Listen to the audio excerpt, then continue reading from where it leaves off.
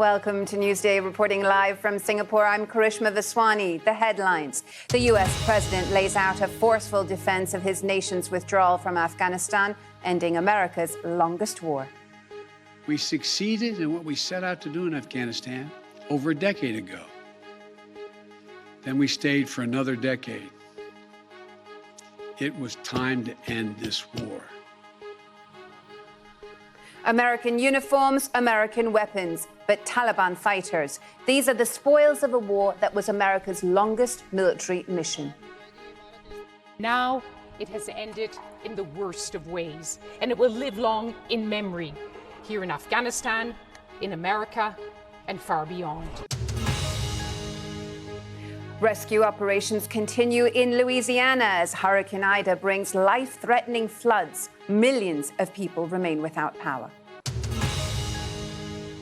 And run out of Russia. Our Moscow correspondent Sarah Rainsford files her final report from the country after being labelled a threat to national security.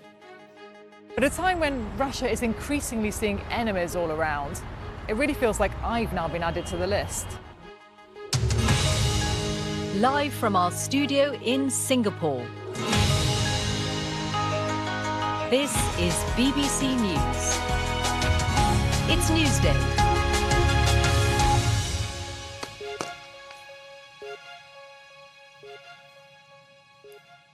Welcome to BBC News, broadcasting to viewers in the UK and around the world. President Biden has praised the airlift of American citizens from Afghanistan as an extraordinary success. Mr. Biden insisted the US had achieved everything it set out to do in Afghanistan and that no other country would have been able to fly out so many people.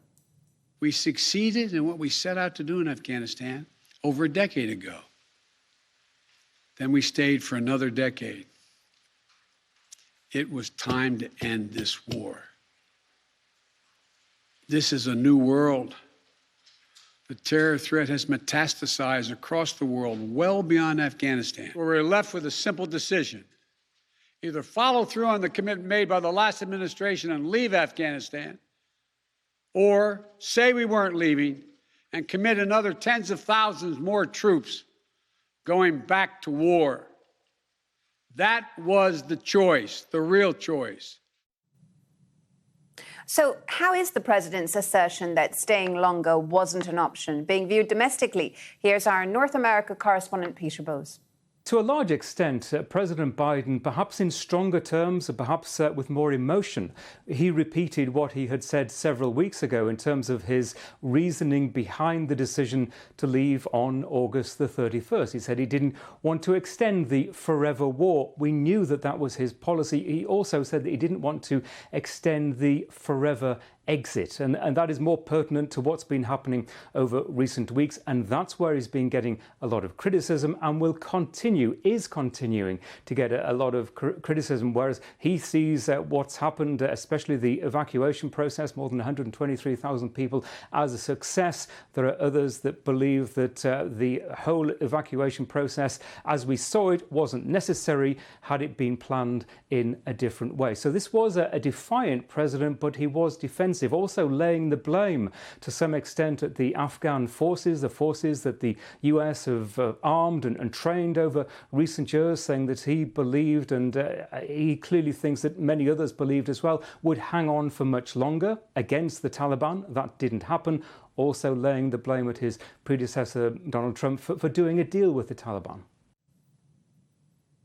That was Peter Bowes, our North America correspondent. Meanwhile, in Kabul, the Taliban have been making the most of their first day in full control of Afghanistan, an enjoyable moment of victory, according to its leaders. Taliban fighters have been keen to show off some of the equipment and weapons left behind by US forces, while pointing out that they now control more of Afghanistan than they did 20 years ago.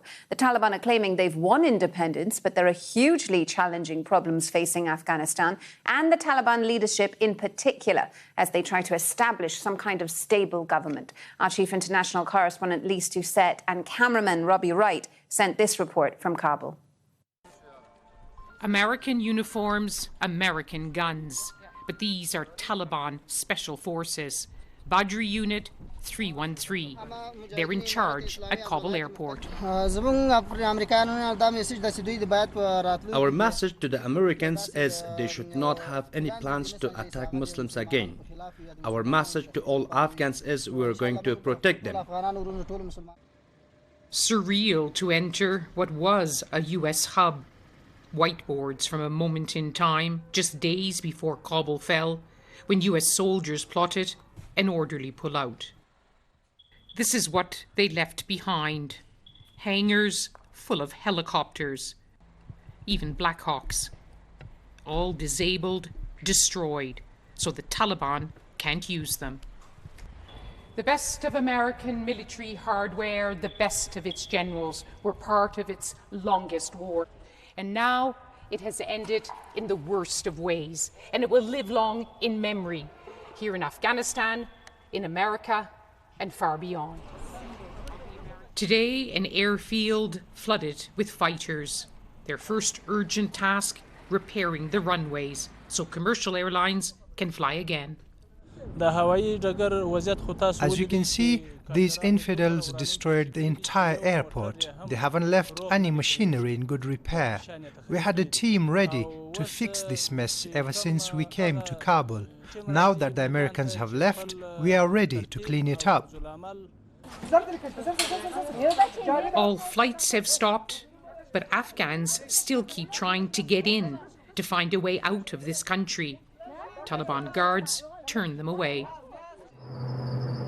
The last US military flight lifted off last night after days of chaos and casualties, and the skies exploded with Taliban's celebration once the last US soldier, Major General Chris Donahue, was on his way home.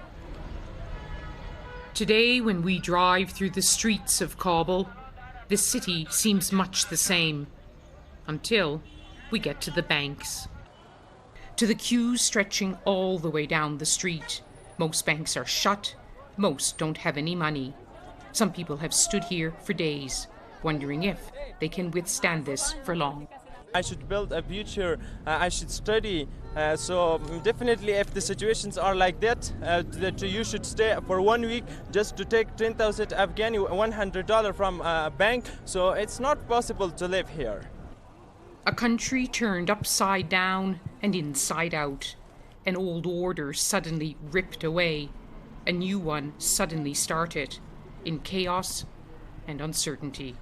Lise Doucette, BBC News, Kabul.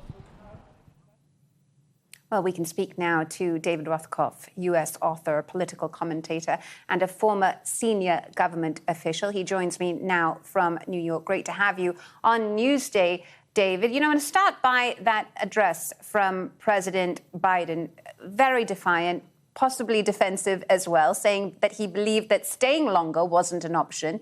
How's that being viewed domestically? Well, I think that's how it's been characterized by some people. I think others have seen it as the president expressing convictions that he's had for a long time. You have to remember, President Biden, when he was Vice President Biden, argued that the United States should draw down its presence in Afghanistan to President Obama, and he was overruled. And that was in 2009. That was 12 years ago. He's believed what he believes now for a long time. And I think tonight in this speech, he went to great detail explaining why we were going now, why the exit went as it did, how we will maintain our influence in Afghanistan, and what we will do next. Yeah, David, you've been writing recently that President Biden deserves credit, not blame, for this withdrawal operation. Why do you think that? Well, first of all, because I've tried to keep my attention focused on the big picture. The United States 20-year war, the war that we fought with our allies in Afghanistan, has been anything but a success. It's cost $2 trillion. It's cost 170,000 Afghan and allied lives. It did not reduce the terror threat around the world. The goal of nation building was singularly unsuccessful. And so, I think what I've been trying to say is getting out of this, moving on was the right thing to do. The only better time to do it would have been 10 years ago. Yes, this exit was ugly and painful and in some cases horrific, but we lost this war. And it's very difficult to imagine a scenario that wouldn't have been at least a little bit chaotic. Yeah, but David, you know, there are people and experts who say that he could have extended the timeline. He could have left later on, and that would have avoided exactly what you point out to be chaotic scenes at the airport, lots of people stuck in very difficult situations. The president addressed that today. He said that he did not want to get into that situation because he felt that whenever we began the evacuations, you would have had the same situation, the collapse of the central government, the military laying down its arms, the Taliban moving in, and the panic that ensued. And he felt that, along with all his advisors, by the way, and I think one of the things he pointed out was there was unanimity among his advisors on this, that doing it now, doing it in the way that it was done, was the best possible outcome. David Rothkopf, U.S. author and political commentator, thank you so much for joining us on Newsday. Thank you. To other news now, and 4 people have died and more than 1 million remain without power after Hurricane Ida slammed into the U.S. Gulf Coast on Sunday. Officials say electricity may not be restored in some areas for weeks. Hurricane Ida tore through the area, on Sunday, with winds reaching 240 kilometers per hour, amongst the strongest ever to hit the mainland. Richard Galpin reports. The winds having subsided in Louisiana, it's now a more tranquil picture after the storm. But a huge task lies ahead in dealing with the aftermath, in particular, these floods. Rescue teams have been searching for people in need of help. Some who'd stayed put as the hurricane made landfall say they were lucky to survive. Last night was rough. We saw slow water coming in under the door, and then it progressively just I was mopping, and then it just progressively got worse till it was ankles, knees, almost chest level. So we just put the dogs on the counters, and then we climbed into the attic. The gravity of the situation has led President Biden to pledge more assistance. More than 5,000 members of your National Guard have been activated from Louisiana, Mississippi, Alabama, and Texas to support search and rescue and recovery efforts. And FEMA has prepositioned literally millions of meals and liters of water. Critical to saving New Orleans from flooding were these defense walls, which proved effective in preventing serious flood damage. But the hurricane-force winds did take their toll on the city and broader region. I think the damage is catastrophic. It's the worst that I've seen in the 20 years that I've been in the parish, and we've seen several hurricanes, Gustav, Isaac, where we had a lot of water, a lot of rain, flooding, but this is flooding and as well as significant property damage. It's far worse than we expected. One critical issue now is getting the electricity supply up and running again after the cables were brought down in the high winds. The main power company is warning it could take weeks before this happens, leaving around 2 million homes without power. Richard Galpin, BBC News. Well, earlier I spoke to Paul Kobler, Baton Rouge City Hall reporter for The Advocate, and asked him how the rescue operation was going. It's not good here, basically. We were hit with a Category 4 hurricane, sustained winds of 150 miles an hour on the coast. Up in Baton Rouge, where I am, we are doing pretty okay. The storm was forecast to land a little farther west than it did, and we dodged a bullet, but that comes at the expense of a lot of smaller communities and of the New Orleans area, which got a ton of rainfall, a ton of wind. The entire parish that New Orleans is in is without power, and communication is really difficult. There's no service, there's no electricity across a huge swath of southeast Louisiana. Yeah, Paul, the Louisiana governor, I understand, has put it in really stark terms, telling residents that there's no timeline for when they can go back home. What's been the reaction in the local community to this? Right. I mean, I'd say here in Louisiana, I think people are just kind of coming together. I was out in Houma, Louisiana yesterday, and, you know, it's really just people trying to help each other. Like I said, there's no power, there's no cell service, there's no internet. So it's really just kind of people coming together to try to help each other. There certainly are people who are in these disaster areas. I think a lot of people need to understand that not everyone has the resources or the means to be able to evacuate when a storm like this is coming. So, you know, Houma was right where the eye of the storm went over almost. And there were still a lot of people there yesterday that were just trying to kind of pick the pieces up. Paul Cobbler there. Well, if you want to get in touch with me on any of the stories that you've seen on Twitter, the situation in Louisiana, for instance, or what's happening in Afghanistan, I'm on Twitter at BBC Karishma. I'm looking forward to hearing from you. You're watching Newsday on the BBC. Still to come on the programme, fleeing the fires of Northern California. Tens of thousands evacuate as the blaze spreads and forests burn.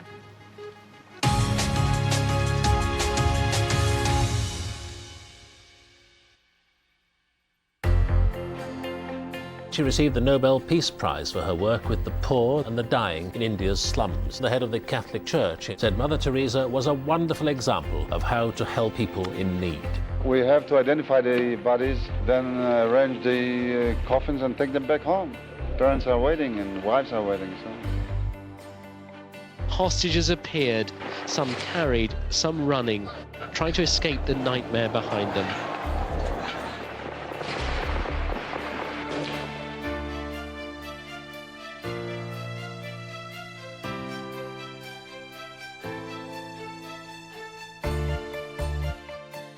Britain lost a princess today, described by all to whom she reached out as irreplaceable. An early morning car crash in a Paris underpass ended a life with more than its share of pain and courage, warmth and compassion.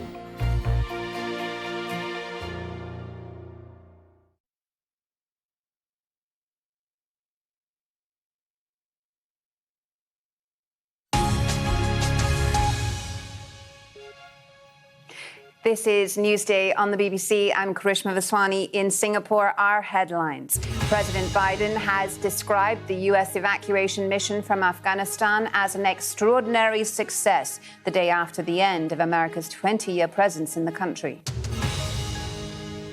Rescue operations continue in Louisiana as Hurricane Ida brings life-threatening floods. Millions of people remain without power. Meanwhile, tens of thousands of people have been moved from the shores of Lake Tahoe in Northern California as a major wildfire spreads there. The Calder fire has already burned more than 190,000 acres since it began more than 2 weeks ago.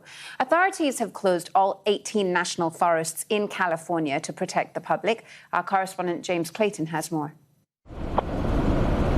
When fires get this hot, this intense, they're very hard to stop. And this fire is headed straight for a Californian beauty spot. Wow. Over the past few days, residents of South Lake Tahoe have looked on in horror as the Calder fire got closer and closer to their homes. This is the worst I've seen it for 32 years, so. The town's crazy, just trying to get out. Everyone in this town was ordered to evacuate on Monday, leaving their homes at the mercy of the flames. Nearly 4,000 firefighters are trying to stop it, or at least divert it. Often fighting it by hand, this is dangerous work. This fire has shown us to be unpredictable. It's terrain-driven, weather-driven. It's been very active, very rapid progression at times. The Calder fire is by no means the biggest fire California has seen this year. But what makes it so dangerous is its proximity to residential areas. South Lake Tahoe is a beloved alpine town on the Nevada-California border, high up in the mountains. Californians spend summer holidays here. You can ski in the winter. It has a special place in people's hearts, a place of fun and adventure. Yet the ski slopes have been transformed into an inferno, the clear air of Tahoe turned to dense smog. Much of what happens now depends on wind direction and fire intensity. Firefighters say they're now embroiled in a tense fight, which will likely take days to save the town. A state of emergency has been announced here. If the area were to be engulfed, it would represent some of the most large-scale destruction from US forest fires in modern times. James Clayton, BBC News.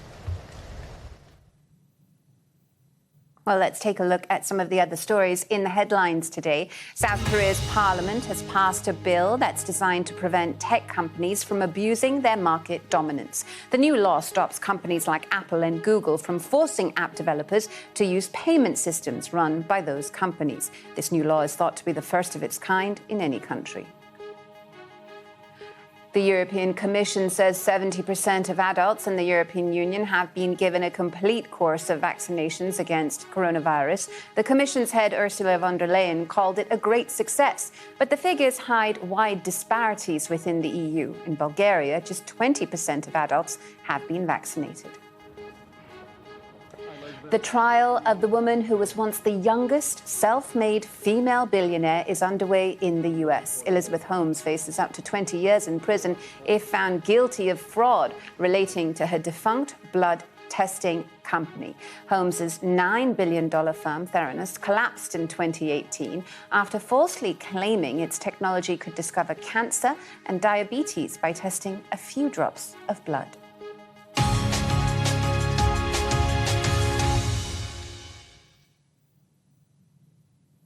The BBC's Moscow correspondent has left Russia, expelled by the authorities after being labelled a threat to national security. Sarah Rainsford, who first reported from Moscow for the BBC more than 20 years ago, just as Vladimir Putin came to power, has been told she can never return to the country. Moscow claims the move is in response to the expulsion of a Russian journalist from the UK 2 years ago, but the decision comes amid a severe crackdown on independent journalists and opposition activists within Russia.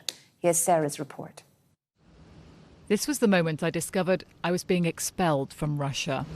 According to a specific law, I've been designated a threat to national security, and as such, I'm not allowed into the country.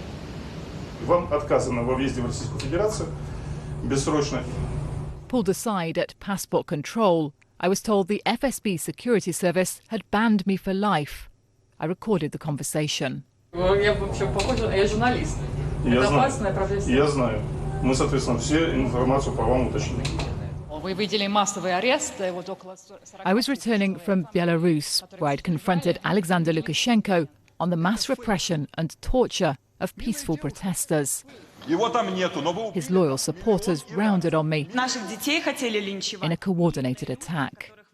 Vladimir Putin's presenting this as just another working visit. I've reported from Russia for 2 decades, the whole span of Vladimir Putin's presidency. Russian people. There have been highs, like the World Cup, but I've also charted the slow erosion of freedoms here, the crackdown on dissent. A year ago, the government put me on short-term visas. Then I became the news. As state television announced, I had to leave. After tense negotiations, I had been allowed to enter Russia. They let me in, for now. But only to pack. I was then told my visa wouldn't be renewed. Supposedly what happened to a Russian reporter in London, though that was 2 years ago. When I was called in here to the Foreign Ministry, they kept insisting that my expulsion was nothing personal. They talked about it as a reciprocal move. But they refused to even engage with the fact that I've been labelled a national security threat. They said that was just a technical moment. But at a time when Russia is increasingly seeing enemies all around, it really feels like I've now been added to the list. It's happening as the pressure on Russian journalists who don't toe the Kremlin line is intensifying. Dozh TV has just been added to a growing blacklist of media labelled foreign agents for getting funds from abroad. The status of foreign agents means that we, Dozh, we are enemies of the state. The pretending of being democracy is over. It is very bad, and it could become much worse anytime. Ready? So I'm leaving a country I first came to as the Soviet Union fell apart, when free speech, all freedoms, were new and precious. It feels like today's Russia is moving in reverse. Sarah Rainsford, BBC News, Moscow. Well, the final trailer for the upcoming James Bond film, No Time to Die, has finally been released after being repeatedly delayed due to the coronavirus pandemic. Bond can be seen racing around a picturesque Italian village in his iconic Aston Martin before facing perilous shootouts against his enemies.